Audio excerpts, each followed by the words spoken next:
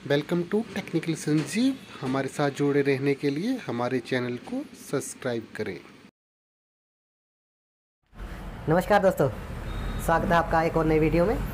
तो आज हम बताएंगे कि लो प्रेशर स्विच एलपी और हाई प्रेशर स्विच एचपी हमारे रेफ्रिजरेशन सिस्टम में कैसे काम करता है, इसका क्या महत्व है, ये क्यों बहुत ज़रूरी है हमारे रेफ्रिजरेशन सिस्टम में, और ये कहाँ पे हमारे रेफ्रिजरेशन सिस्टम में कहाँ पे फिट रहता है और कैसे इसकी वर्किंग है, आज पूरा जानेंगे। लेकिन इससे पहले अगर आप वीडियो पे नए हैं, चैनल पे नए हैं, तो चैनल को प्लीज़ सब्सक्राइब कर दीजिएगा, वीडियो को भी लाइक कर दीजिएगा। अगर अच्छी लगे, ना अच्छी लगे तो डिसलाइक कर दीजिएगा। दोनों ही सिचुएशन में चैनल को ज़रूर सब्सक्राइब कीजिएगा फ्रेंड्स। आपके सब्सक्राइब करने से हमें मोटिवेशन मिलता है और हम और वीडियोस आपके लिए ऐसी लेके आते रहेंगे। तो चलिए शुरू करते हैं आज की वीडियो और जानते हैं कि एलपी और एचपी का हमारे रेफ्रिजरेशन सिस्टम में क्या काम है। अगर ये हमारे सिस्टम में इसको नहीं भी इसमें रखा जाता किसी मशीन में, तो ये इसके बिना क्या मशीन चल सकती है या नहीं चल सकती है, तो आइए जानिए। सबसे पहले एलपी का means LP low pressure switch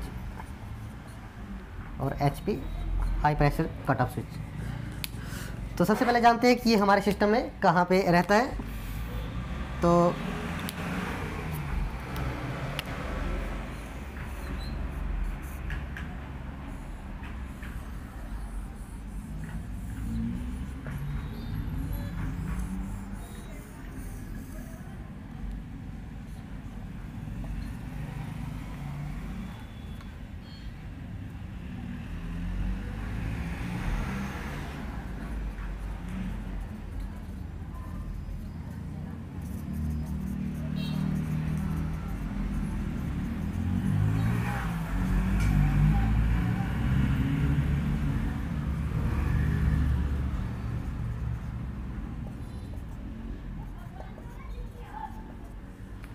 ये हमारे एक रेफ्रिजरेशन साइकिल है। अब हम जानेंगे कि ये कहाँ पे हमारा रहता है। तो अभी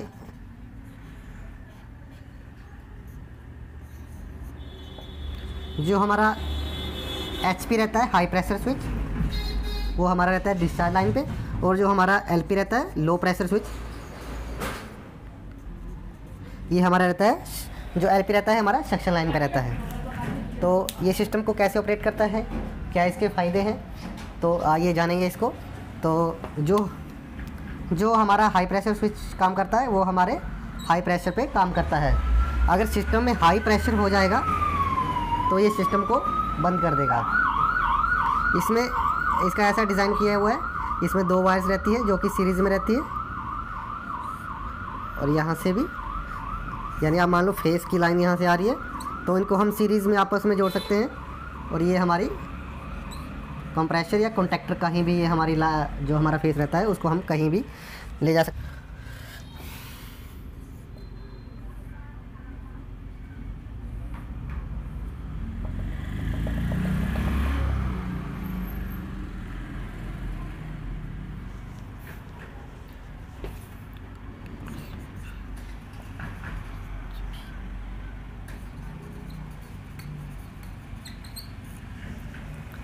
तो ये जैसा कि आप देख रहे हो, ये हमारा एलपी है जो कि हमारे कंप्रेसर के जस्ट पहले रहता है। ये हमारा सक्शन लाइन पे रहता है, जिसमें से कि हमारी जो रेफ्रिजरेंट है वो रिटर्न वापस कंप्रेसर को आती है।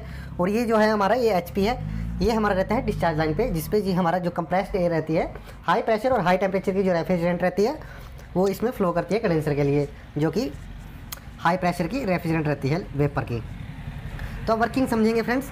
ये यहाँ पे हमारा जो रेफ्रिजरेंट है, इसके थ्रू यहाँ पे यहाँ ऊपर को इसको प्रेशर देता है। अगर ये प्रेशर आपका निश्चित पॉइंट से बढ़ जाए तो क्या होगा कि ये जो हमारे कॉन्टैक्ट पॉइंट है, ये हमारे जो कॉन्टैक्ट पॉइंट है ये टूट जाएंगे।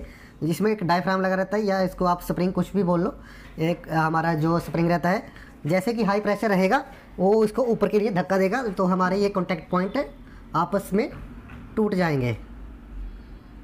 तो इस तरह से जो हमारा हाई प्रेशर होने पे ये हमारा जो सिस्टम को बंद कर देगा।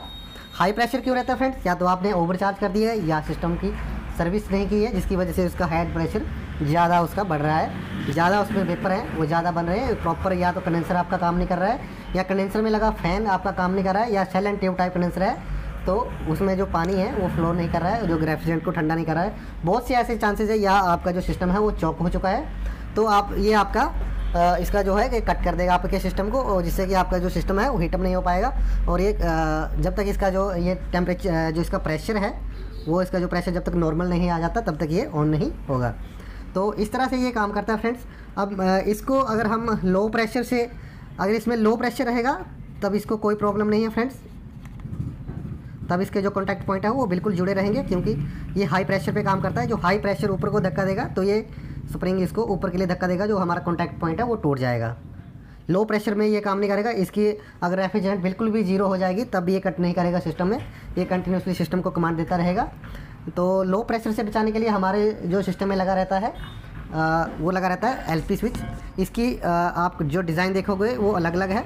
जो इसके जो ऊपर वाले कॉन्टैक्ट पॉइंट है वो ऊपर वाली साइड है, और जो इसके ऊपर वाले कॉन्टैक्ट पॉइंट थे वो नीचे थे, क्योंकि इसमें जो हाई प्रेशर है वो ऊपर की तरफ धक्का देता है, तो वो टूट, उसको हाई प्रेशर पे इसको कट करना चाहिए, तो वो उसका जो कॉन्टैक्ट है वो टूट जाने चाहिए। तो इसमें उल्टा है फ्रेंड्स, इसमें ऐसा है कि जो इसके जो कॉन्टैक्ट पॉइंट है ये हमारे ऊपर वाले ऊपर है और नीचे वाले नीचे हैं। इससे क्या रहता है कि जो हमारा एक जो प्रेशर इसमें सेट किया रहता है हमारे सिस्टम में, अगर उस प्रेशर से अगर इसका प्रेशर कम रहता है तो क्या होगा कि ये यहाँ से जो रेफ्रिजरेंट इसको धक्का दे रही है ऊपर को, जो इसमें जो प्रेशर बन रहा है वो कम हो जाएगा। अगर जैसे ही प्रेशर इसमें कम होगा तो ये स्प्रिंग नीचे की तरफ बैठ जाएगा, जिसकी बैठने की वजह से यहाँ से जो हमारे कॉन्टैक्ट पॉइंट है वो नीचे आ जाएंगे। तो इस तरह से जो हमारा जो यहाँ से जो फेस हमारा पास हो रहा था, यानी सिस्टम में जो सप्लाई सीरीज़ में हमने इसमें सीरीज़ में सप्लाई दे रखी होती है, वो इसका कनेक्शन टूट जाएगा। यहाँ तक सप्लाई रहेगी, इससे आगे नहीं जाएगी जब तक कि सिस्टम में गैस पूरी नहीं रहती है।